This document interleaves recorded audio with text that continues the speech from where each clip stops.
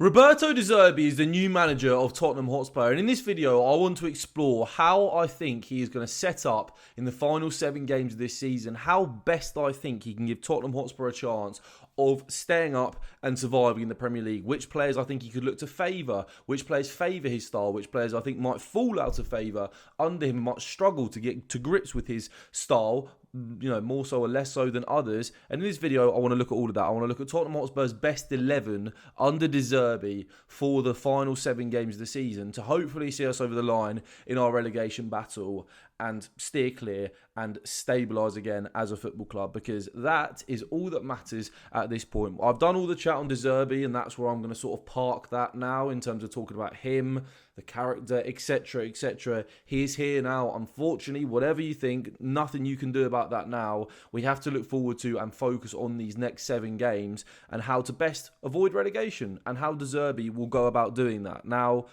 we know a lot about Roberto De Zerbi. He's coached Brighton for 2 years in the Premier League, his stint at Marseille as well. Everybody is aware of the kind of football that he likes to play. There is a high technical requirement from Roberto De Zerbi's football. He likes to play out from the back. He likes players to be confident, to be brave on the ball, 1-2 touch passing, moving, intelligence as well, to find space, to find options, and to have a calm head. That's the thing about De Zerbi's football, right, is that if you are going to panic playing in De Zerbi's way, that will lead to mistakes because it's high pressure and it's high risk. You need to be able to maintain a calm head, a level head, whilst also having a high technical floor to be able to play in the style and in the way that he wants you to play in. Now, do Tottenham Hotspur have a high technical floor in their squad right now? No, we don't. We have areas that are missing. We have areas in midfield that I think are lacking. We have areas in defence that I think are lacking, and certainly areas in attack that are also lacking in terms of where I look at De Zerbi's football and think that could really, really work. But how do we best work around that? How does De Zerbi best fit a team from this Tottenham Hotspur squad and mould a team from this Tottenham Hotspur squad in 11 into his style for the remainder of the season? Now, before I get into that, if you can subscribe, that would be greatly appreciated. We're still on the road to 8,000 subscribers, so get down there, hit subscribe. That would be massively, massively appreciated. And plenty more Tottenham Hotspur content coming this week, next week, and in the run-in to the end of the season, and then beyond, of course, whatever happens to us. I will be here, so make sure you subscribe. This was the final 11 that Igor Tudor went with in his last game as a Tottenham Hotspur manager. He had obviously the back four of Van de Ven, Romero, Danso, and Jed Spence. He had Pedro Porro playing at right midfield with Sarr and Gray in the middle, Tell kind of on the left, and Dominic Solanke and Richarlison playing quite close together up front, with Richarlison taking up central areas, Solanke dropping in a little bit deeper, almost at times weirdly playing as a number 10. And that was his setup. It was kind of a 4-4-2 that could merge into a slight 3-back as well. Obviously, we saw him deploy a 3-back during his time at Tottenham Hotspur. De Zerbi is not going to do that. De Zerbi is a 4-2-3-1, 4-3-3 manager, and I think that is the first thing to sort of focus on, is that if you're looking at the players that started in De Zerbi's final game, not De Zerbi's final game, De Zerbi's just arrived, in Tudor's final game, if you moved it to a 4-2-3-1 type setup, it would look like this. And that is incredibly unbalanced. That is a lot of square pegs in round holes. That is not how Roberto De Zerbi is going to set up this Tottenham Hotspur team. Get that football out of here. We want to play some football now. And there is an optimism for me in terms of the squad is close to being back to fully fit. We have Mohamed Kudus returning for after the international break. Rodrigo Bentancur, I believe, is not far away from returning either. You obviously got a lot more strength in depth on the bench there. And you can see this bench area is as full as it's been for Tottenham Hotspur since the very start of the season, which is nice. That is a great situation to be in when a new manager is coming in. You know, when Igor Tudor came in and he had two or three first-team senior players that were available to him on the bench, and one of them was a Sousa, 19-year-old left-back that was just signed from Brazil in January. Like, that was so unideal for Tudor, and that really, really hampered, I think, what we were actually able to see from Tudor. And if he did have that fully fit squad when he came in, maybe it would have gone a little bit differently, but it didn't, and we've now got De Zerbi. And like I said, which players fit into this 11 that I think he will look to lean upon and want to look to mould into a Roberto De Zerbi type player? Which players do I think Roberto De Zerbi comes in and looks at and goes, you have got the raw ability and the attributes that I can mould into a De Zerbi style footballer? In defence, let's start in defence, right? Vicario, there is a high likelihood that Vicario is going to miss the first game or two under De Zerbi, with obviously the surgery that he had over the international break on that hernia. There is also a high chance he could be back. Interestingly, with Roberto De Zerbi, when he was at Brighton, Bob Sanchez was the number one for the first period, right? And he really got phased out, Bob Sanchez, for Jason Steele halfway through. Jason Steele was a backup goalkeeper who'd barely played for Brighton in the Premier League up until that point. De Zerbi really bought him in from, sort of out of the way of the squad, to sort of being second choice goalkeeper, like I said, brought him in and made him his number one choice due to his on-the-ball ability, his ball-playing ability, and moulded him into a De Zerbi-style goalkeeper where, put your foot on the ball, be able to draw players in, be very, very comfortable, be able to bait a press, and then play any type of ball out to the fullbacks, centre-backs or midfield that he needed them to play. Can Vicario do that? No.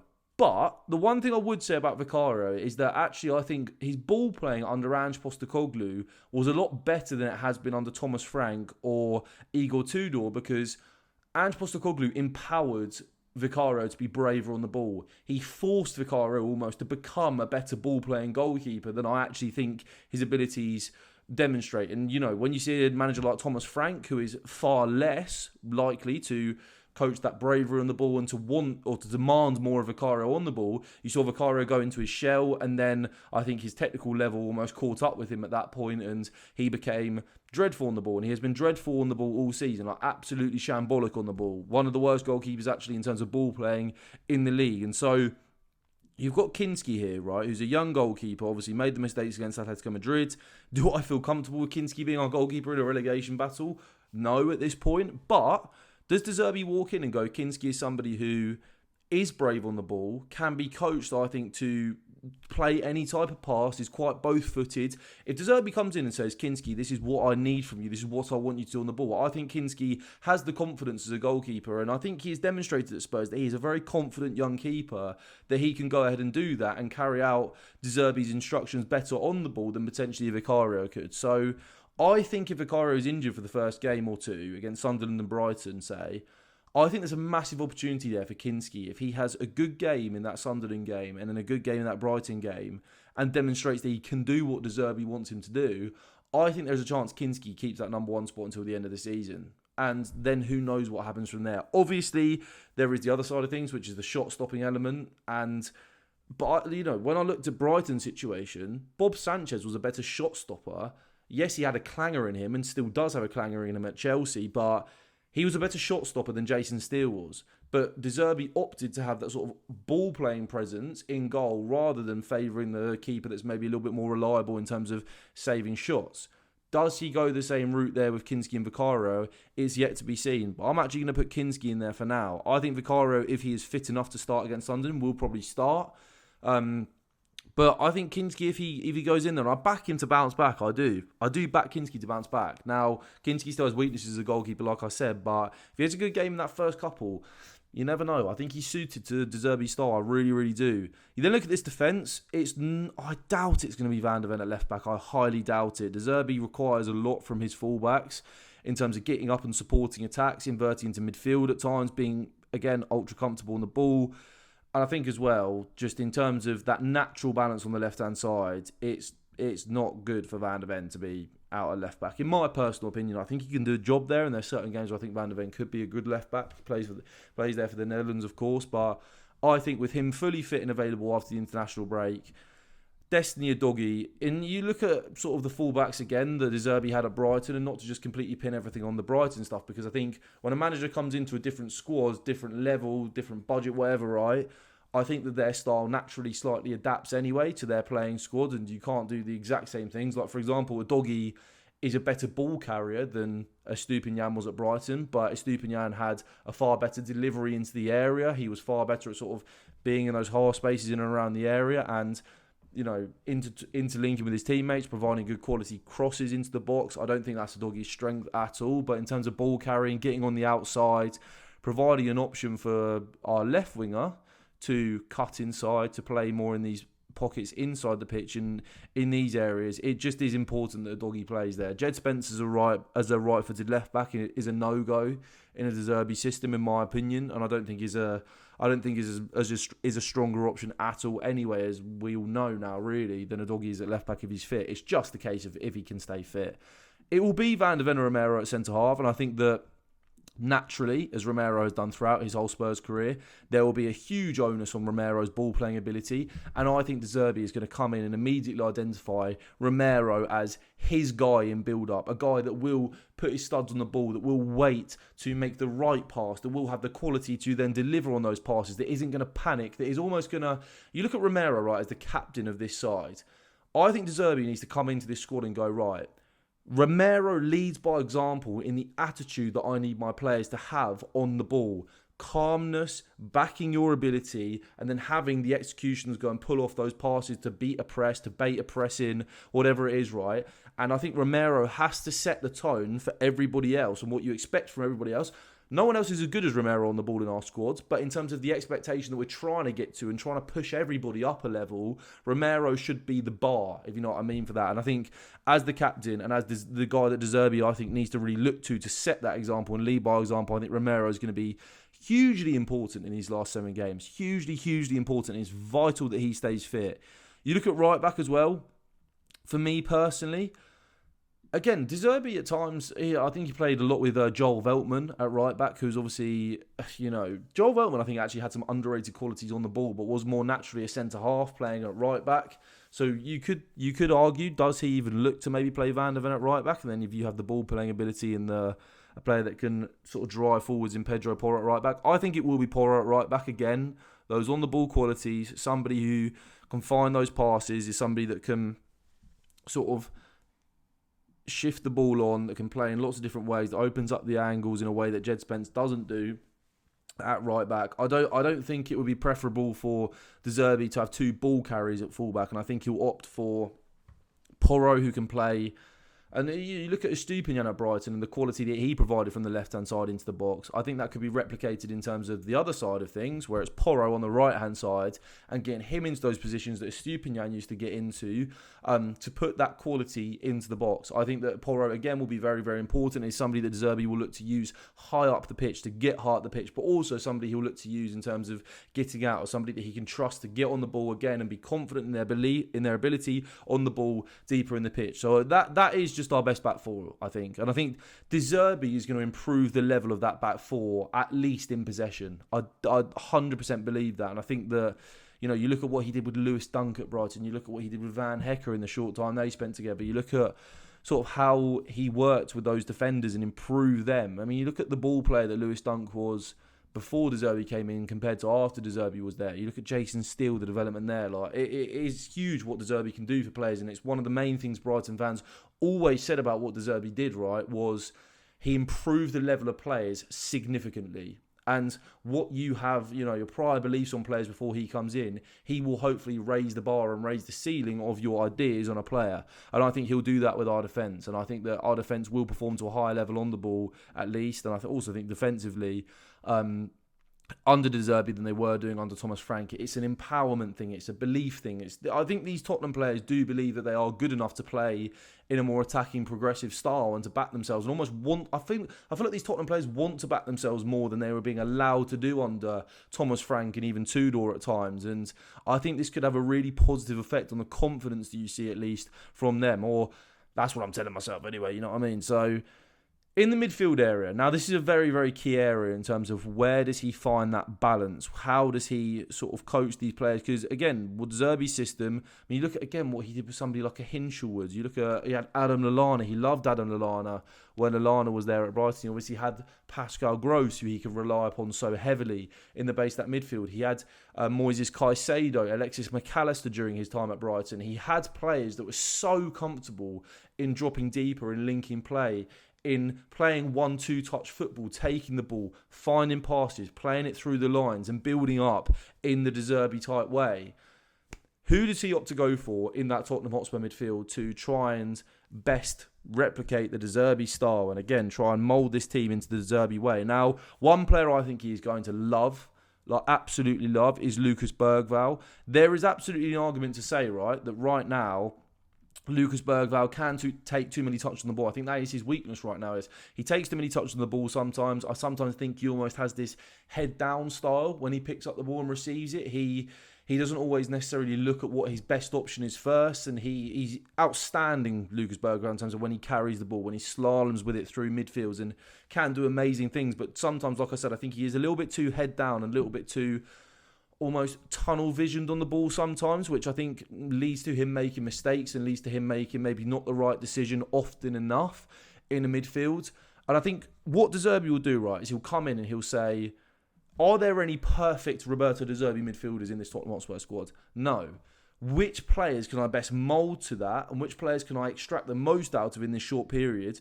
Lucas Bergvall is somebody he's going to look at and go, he's tall, he's athletic, he has got the ability to be a brilliant ball-playing midfielder, and I have the capacity as a manager and a coach to boom him up a level. I think De Zerbi will look at Bergvall and go, I'm going to make you so much better than you are right now, and really harness that talent and make Lucas Bergvall the superstar that I think most Tottenham fans believe he can become.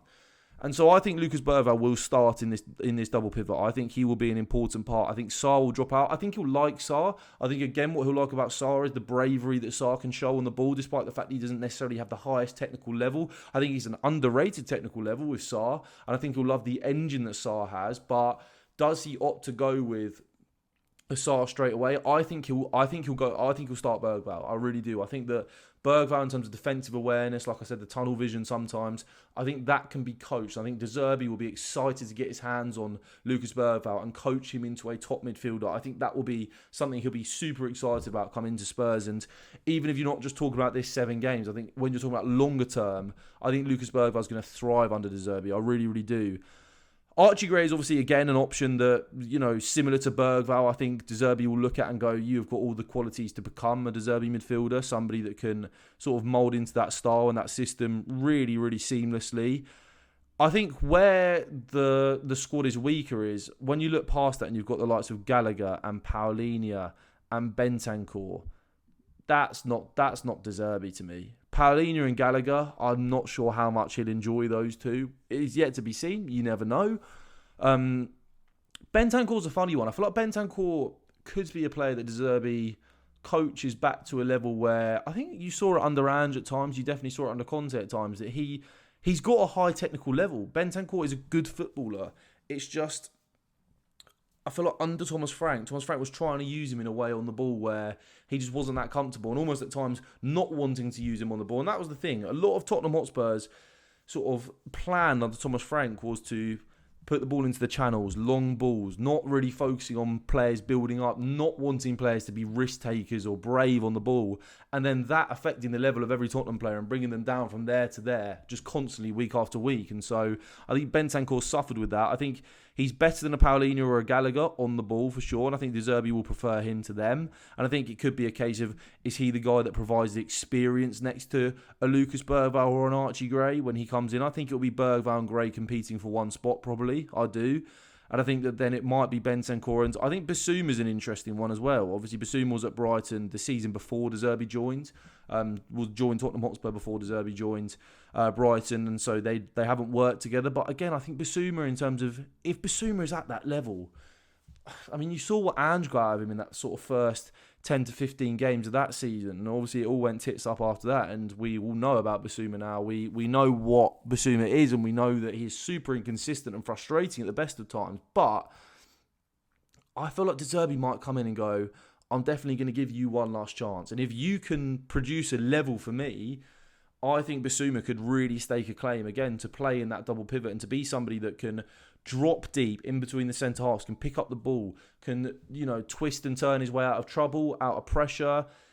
He's more of a ball carrier than a passer. I don't think Bissouma's got an amazing level of passing. He's not somebody who's going to punch the ball through the lines, but I think, again, he can do it.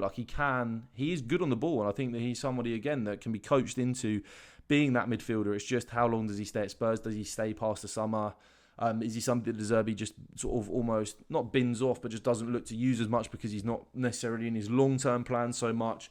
I think, personally, right, it will be Bentancur and Bissouma competing for this spot in midfield and Bergvall and Gray competing for the other spot in midfield in a double pivot. I doubt that Bergvall and Gray will play together.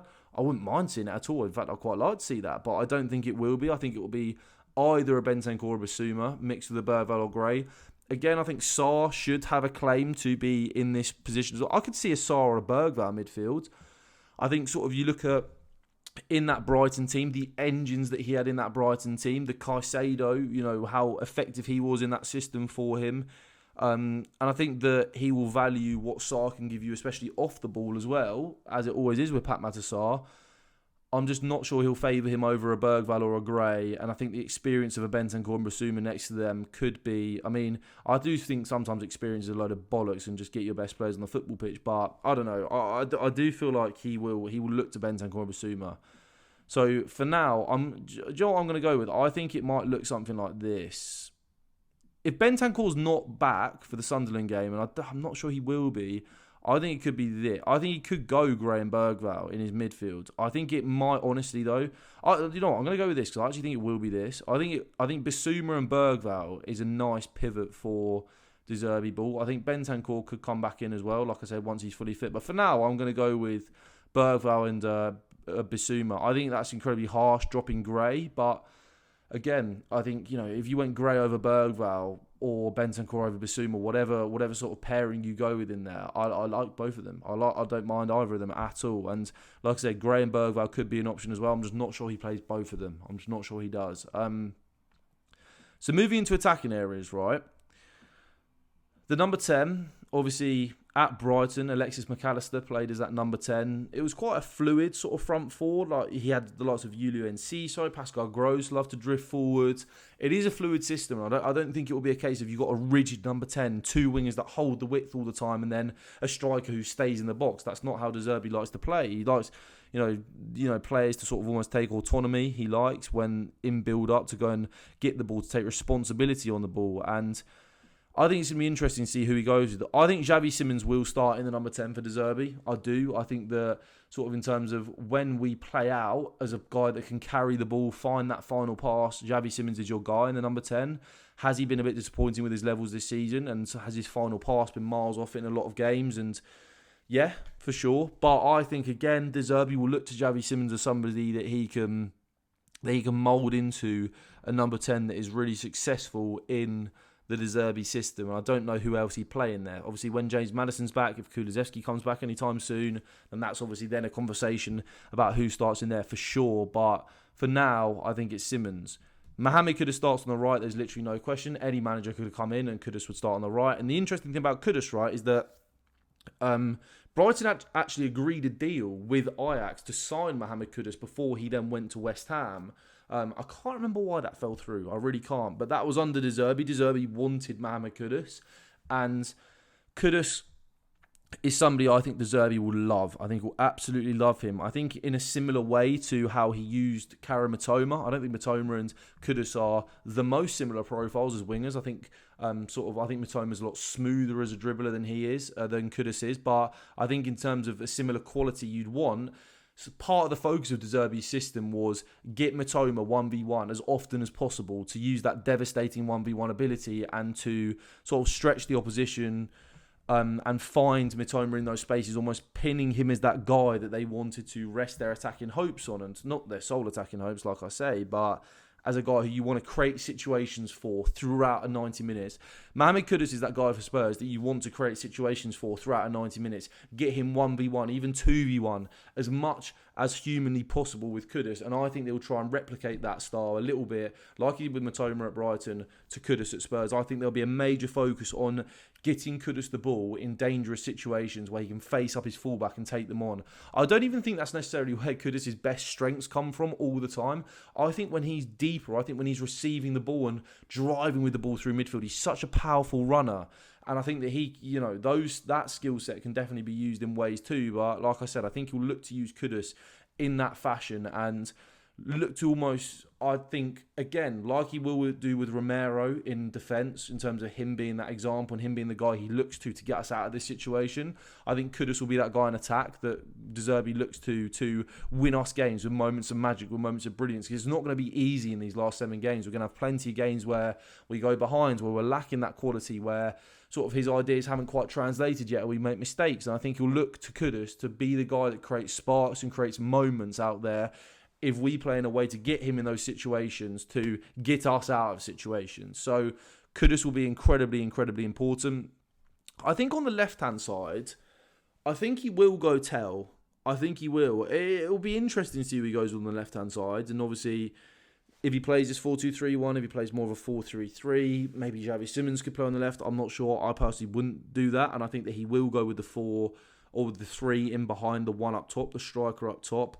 And I think Tell, on form, deserves to start. And I think that Tell will be somebody that I think De Zerbi will look, again, to get in the right positions. I don't think there'll be a major focus on getting Tell into loads and loads of 1v1 situations, because he's just nowhere near as good as Kudus is in those kind of situations. But in terms of getting Kudus as close to the box as possible, having a doggy is that wide option, that width in attack on the left-hand side, and Tell being given the licence to come in field a little bit more to get himself into the areas he wants to be in. Xavi Simons as that 10, he loves to drift over to that left-hand side naturally anyway, and it could almost kind of look like when you're in and around the box, you've got Tell coming in here, you've got Simons coming to the top of the box on the left-hand side here, and a doggy sort of holding that width a little bit more, and those 3 interchanging will be quite nice in the De Zerbi system, I think.